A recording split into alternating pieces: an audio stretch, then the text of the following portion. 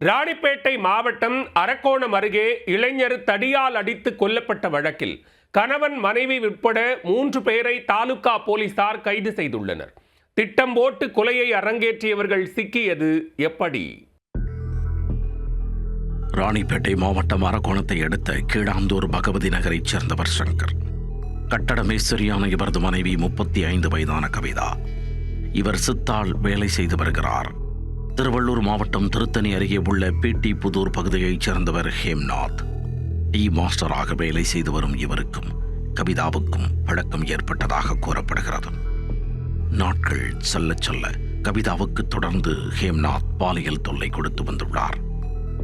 இதனை பொறுக்க முடியாத கவிதா தனது கணவர் சங்கரிடம் இது குறித்து கூறியதாக தெரிகிறது. இந்நிலையில் மனைவிக்கு தொடர்ந்து தொல்லை கொடுத்து வந்த ஹேம்நாத்தை தீர்த்து கட்டுவது என்ற முடிவுக்கு வந்திருக்கிறார் சங்கர். சம்பவத்தன்று வழக்கம் போல் இரவு கவிதாவின் வீட்டிற்கு வந்த ஹேம்நாத் பாலியல் தொல்லை கொடுத்துள்ளார். அப்பொழுது கவிதா தனக்கு உடல்நிலை சரியில்லை என தெரிவித்து ஹேம்நாத்தை திருப்பி அனுப்ப முயன்றுள்ளார். அப்பொழுது அங்கு ஒடிந்திருந்த சங்கர் கையில் வைத்திருந்த தடியால் ஹேம்நாத்தின் தலையிலேயே ஓங்கி ஒரு போடு போட்டுள்ளார். இதில் அவர் மயங்கி விழுந்தார். அதன் பின்னர் நண்பரான ஆட்டோ டிரைவர் ஆனஸ்ட் என்பவரை உதவிக்கு அழைத்துள்ளார் சங்கர்.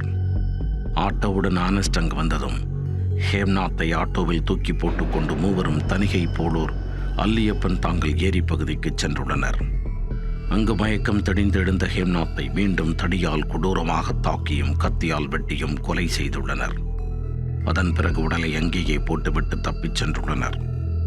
மறுநாள் அரக்கோணம் தாலுகா போலீசார் கொலை செய்யப்பட்டவர் யார் என தெரியாமல் வழக்கு பதிந்து அனைத்து வாட்ஸ்அப் குழுக்களுக்கும் காயம்பட்ட ஹேம்நாத் முகத்தை அனுப்பி விசாரித்து வந்தனர். 2 நாட்களுக்கு பிறகுதான் கொலை செய்யப்பட்டது பிடி புதூரைச் சேர்ந்த ஹேம்நாத் என்பது தெரியவந்தது. அதன் பிறகு போலீசார் நடத்திய விசாரணையில் அனைத்து உண்மைகளும் வெளிச்சத்திற்கு வந்தன.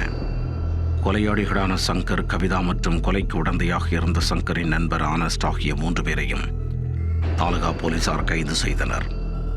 தொடர்ந்து பாலியல் தொல்லை கொடுத்து வந்த நபரை கணவரும் மனைவியும் சேர்ந்து கொலை செய்த சம்பவம் அப்பகுதியில் பெரும் பரபரப்பை ஏற்படுத்தியுள்ளது.